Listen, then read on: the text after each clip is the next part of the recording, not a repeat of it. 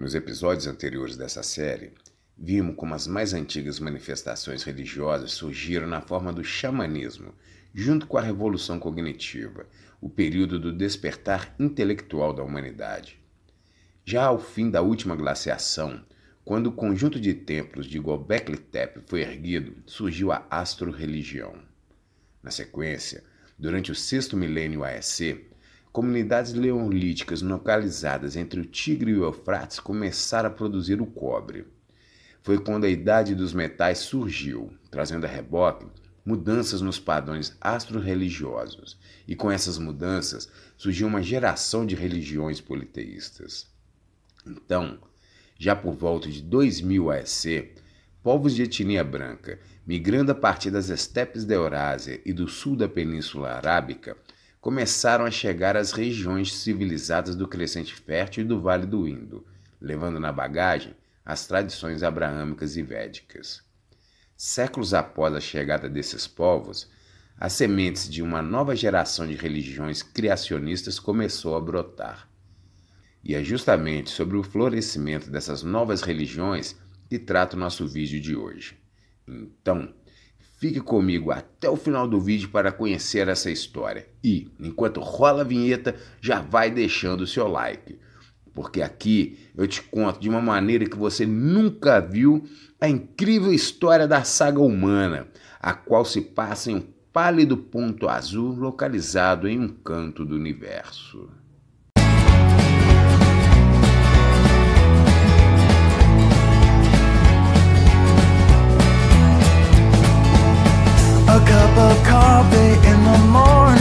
No alvorecer do segundo milênio AEC, grupos arianos e semitas começaram a chegar em grande número às terras civilizadas do Crescente Fértil e do Vale do Indo. Com a sucessão dos séculos e o aumento do seu número, a influência dos seus descendentes se expandiu e avançou sobre as populações nativas daquelas regiões. Na Mesopotâmia, a Suméria entrou em declínio, e a região testemunhou o florescimento de dois reinos de língua e governo semita, a Assíria ao norte e Babilônia ao sul. Na Península Anatólica, os arianos hititas se instalaram e rivalizaram em poder com o Egito durante quase todo o segundo milênio AEC. No Egito, os arianos Hicsos chegaram ao poder e instalaram a 15ª dinastia. Depois disso, também houveram faraós semitas. Na região do Vale do Indo, a civilização védica começou a prosperar por volta de 1500 AEC, época em que a religião hindu surgiu como a mais antiga religião védica. No Levante, o semita Moisés fundava o judaísmo, a primeira religião abraâmica de base monoteísta. Essas ideias monoteístas ganharam força no Egito de tal forma que o faraó Akhenaton IV revogou a tradicional religião politeísta egípcia e instituiu o culto ao deus único Aton. Desde que haviam partido das geladas estepes do norte, ainda no milênio anterior, os arianos avançaram em todas as direções, o que incluía o continente europeu. Da fusão entre arianos e nativos do centro da Europa, começaram a surgir os celtas, os quais adotavam uma sociedade e uma religião de base matriarcal. Da fusão entre arianos e nativos da Península Balcânica, surgiram os micênicos, os quais se fundiram aos minoicos, e dessa miscigenação surgiram os gregos. Ainda na fase micênica da história grega, aconteceu a Guerra de Troia, na qual homens e deuses lutaram lado a lado, segundo a narrativa mitológica grega. De acordo com os historiadores, o lado vencedor manteve a hegemonia sobre a cultura micênica. E, nesse sentido, eles se ligariam ao surgimento da cultura grega. Por outro lado, os vencidos se dispersaram. Mais tarde, eles se envolveriam com a futura fundação de Roma e o posterior povoamento da ilha da Grã-Bretanha. Na sequência da Guerra de Troia, mas nas regiões mais ao norte do Levante, a civilização fenícia, que era de origem semita, atingiu o apogeu. Enquanto a Fenícia estendia sua influência sobre todo o mundo antigo, o também semita reino de Israel era fundado no sul do Levante por populações hebraicas, que adotavam o monoteísmo judaico. Ao longo de todo o segundo milênio AEC, arianos e semitas avançaram sobre as antigas civilizações, por meio de um lento processo de substituição dos padrões politeístas das antigas populações pelos valores criacionistas abraâmicos e védicos. Mas no crescente fértil do alvorecer do primeiro milênio AEC, as religiões politeístas ainda eram predominantes, mesmo entre os povos semitas. Com exceção dos hebreus, que haviam adotado o monoteísmo judeu, as demais populações semitas eram todas politeístas. Entre os arianos, mesmo entre os criacionistas hindus e védicos, o politeísmo também prevalecia. Mas as tradições abraâmicas e védicas já haviam se instalado no Vale do Indo e no Crescente Fértil, por meio do hinduísmo e do judaísmo. Com exceção dos celtas, todas essas populações adotavam uma religião e uma sociedade patriarcal. As religiões hindu e judaica carregavam sutis semelhanças, as quais as uniam ao mesmo tempo em que as diferenciavam dentro do tronco da antiga geração de religiões politeístas.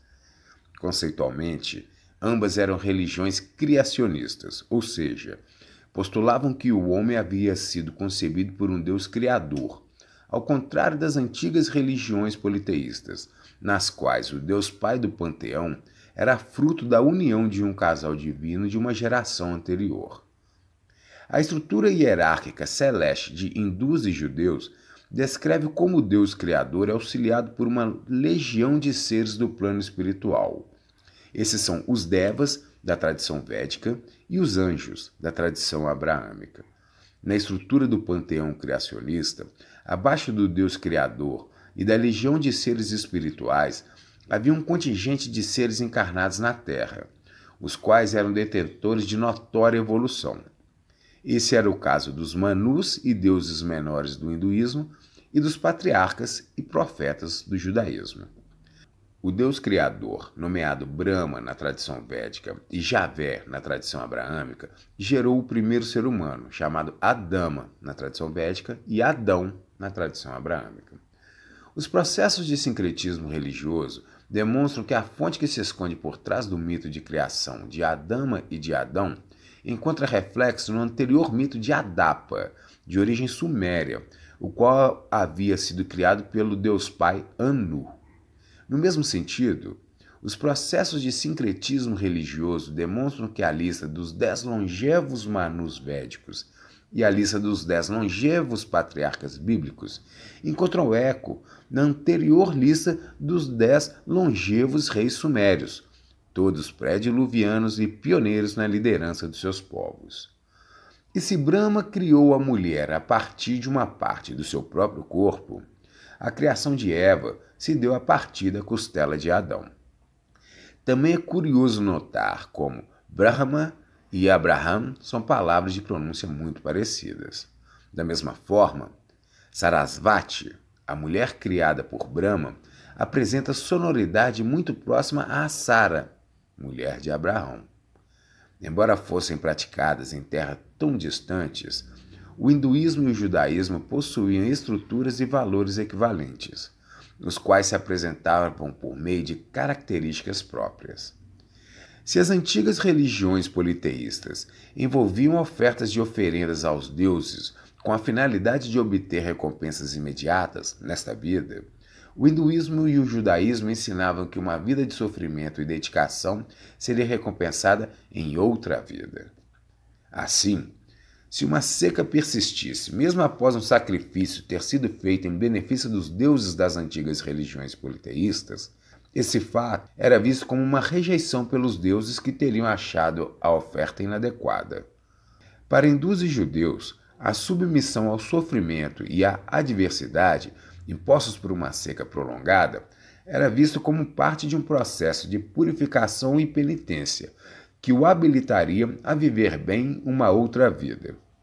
O hinduísmo e o judaísmo ensinavam aos seus seguidores que, após a morte física, o indivíduo despertaria para uma vida eterna melhor, fosse no nirvana védico, fosse no paraíso abraâmico.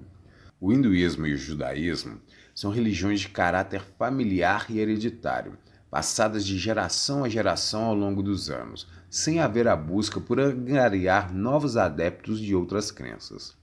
Entre essas duas religiões não existe proselitismo, ou seja, para ser hindu ou judeu, a pessoa tem que nascer de família hindu ou judaica.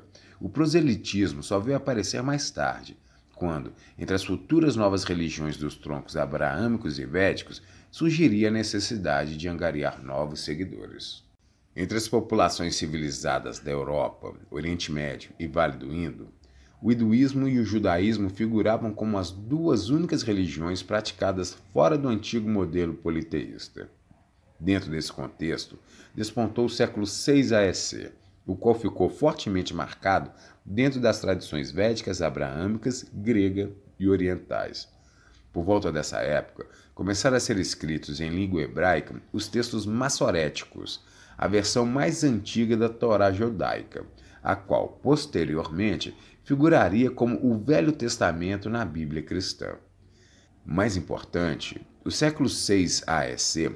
testemunhou ainda o nascimento de grandes seres, cujas ideias e ensinamentos dariam origem a novas religiões e inéditos sistemas filosóficos. Entre eles haveriam, além de semitas e arianos, orientais do extremo leste da Ásia. O primeiro desses seres iluminados foi Zoroastro, que nasceu em algum momento próximo a 600 a.C. Nessa época, os povos arianos da região praticavam o hinduísmo védico. Zoroastro pregava que o mundo, dividido entre o bem e o mal, precisava que os seres humanos se empenhassem em praticar ações que reforçassem o bem, como a caridade, a justiça, a verdade, os bons pensamentos e os bons sentimentos. Em 558 a.C., o Império Persa emergiu como potência e adotou o zoroastrismo como religião oficial, de forma que a história de ambos se entrelaça.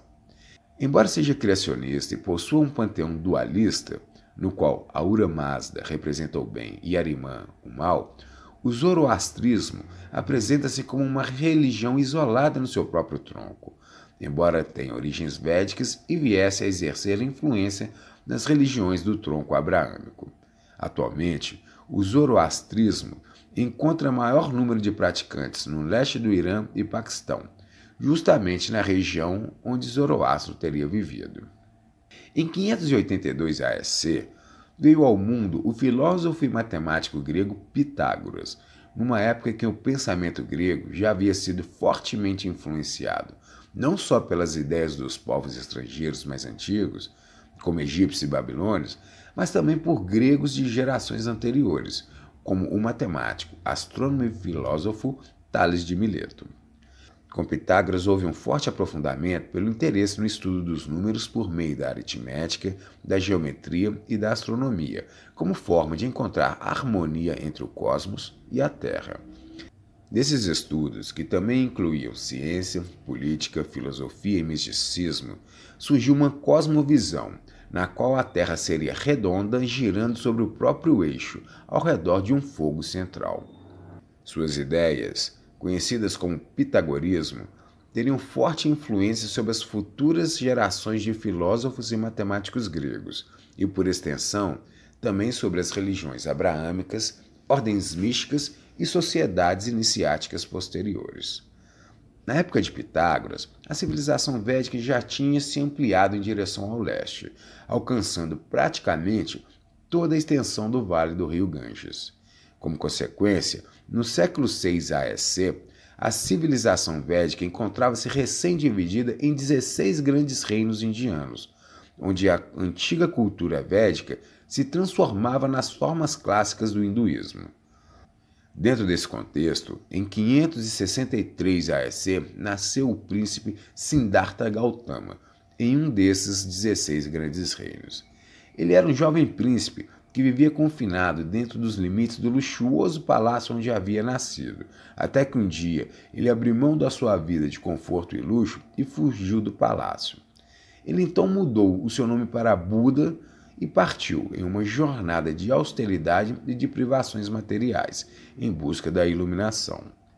Ele se opunha à tirania dos sacerdotes hindu e se empenhava para pôr fim aos séculos de submissão que os seus ancestrais arianos impuseram aos descendentes dos dravidianos por meio do sistema de castas. Foi quando o budismo nasceu como uma dissidência da religião hindu. Um novo broto despontava a partir do tronco védico. Outra religião que também brotou nessa época a partir do tronco védico foi o jainismo, religião que mescla elementos budistas e hinduístas. O jainismo, assim como o budismo, não incorpora a presença de um deus como criador ou figura central da doutrina. E assim como no zoroastrismo, possui uma visão dualista. Os jainistas pregam o pacifismo, o desapego e o karma, entre outros elementos da tradição védica, e surgiu no leste da Índia, onde hoje se encontra a moderna Calcutá, por volta de 550 AEC. Do outro lado da cordilheira do Himalaia, onde hoje se localiza o território chinês, nasceu Confúcio, no ano 551. Já velho, Confúcio foi nomeado para um cargo no estado de Lu, mas insatisfeito, demitiu-se por não compartilhar das ideias e valores vigentes. Ele então começou a viajar, difundindo ideias que envolviam a prática da bondade, a necessidade de conciliação do temperamento com as posições alcançadas, a valorização da família, da ética e do senso de humanidade. Com isso, Confúcio atraiu atenções e discípulos. Foi quando o tronco das religiões orientais viu brotar o confucionismo. No confucionismo não há igrejas, templos nem estrutura clerical. E da mesma forma que no budismo e no jainismo não há a concepção de um Deus todo-poderoso. No confucionismo também não há a ideia de vida após a morte. Nesse sentido, Confúcio é tido como um filósofo pelos eruditos e como um guia espiritual pelos seus seguidores. Ao mesmo tempo em que Pitágoras, Zoroastro, Buda e Confúcio propagavam suas ideias, teria vivido Lao Tse, o velho mestre, também na região da China. Segundo os mitos taoístas, Lao Tse foi gerado quando sua mãe contemplou uma estrela cadente e, após uma sucessão de encarnações prévias, já teria nascido como um homem adulto, de barba cinzenta e longos lóbulos na orelha, símbolos de sabedoria e de longevidade. De acordo com os registros tradicionais, Lao Tse foi um erudito que trabalhou nos arquivos imperiais, o que lhe teria garantido acesso às obras clássicas da cultura chinesa do seu tempo. As muitas histórias sobre Lao Tse, que teria escrito o Tao, são confusas e algumas vezes contraditórias, mas as narrativas parecem convergir no sentido de que ele usou sua erudição para criticar a corrupção moral e os maus costumes do seu tempo. E com essas concepções, ele teria atraído estudantes, discípulos e simpatizantes das suas ideias. Há registro de diferentes histórias que narram a ocorrência de encontros entre Lao Tse e Confúcio, e outras, menos confiáveis, também com Buda. As origens do taoísmo podem ser rastreadas desde a pré-história da China, mas foi no século VI AEC que elas se uniram e formaram a tradição taoísta. Alguns clãs chineses traçam sua ascendência até Lao Tse, incluindo imperadores, o que demonstra a importância desse personagem na cultura chinesa. O taoísmo possui visão dualista e prega a prática de se confiar na natureza da vida, a qual é praticada por meio do contentamento com as condições que se apresentam, onde se deve seguir a corrente ao invés de se debater contra ela. Em meados do primeiro milênio AEC, o mundo havia sido semeado por uma nova geração de religiões. Já no ano 1 AEC, quase todas as grandes religiões do nosso tempo já tinham surgido e já estavam sendo praticadas no Oriente da Ásia, na Índia e no Levante. O mundo estava pronto para gerar as duas últimas grandes religiões do tronco abraâmico, as quais viriam a transformar o mundo. Mas isso é assunto para um outro vídeo. Então é isso, pessoal. Esse foi o vídeo da semana. Espero que tenham gostado. E se você ficou até aqui comigo e ainda não é inscrito no canal, então se inscreva e ative o sininho de notificações. Aproveito também para te convidar para você navegar pelas playlists do canal, onde muita coisa abordada apenas superficialmente nesse vídeo encontra-se mais aprofundada em outros. E se você ficou com alguma dúvida, deixe aí nos comentários que eu respondo. Ou se for o caso, até faça um vídeo com o tema da sua dúvida. Ou ainda, faça um vídeo para responder as dúvidas, se elas forem muitas. E não se esqueça de compartilhar o vídeo com quem você sabe que gosta desses assuntos. E claro, certifique-se de ter deixado seu like. É por meio dessas ações que você prestigia o canal. Então é isso, pessoal. Valeu, um grande abraço e até o próximo vídeo. A cup of coffee in the morning and I get the paper. I check the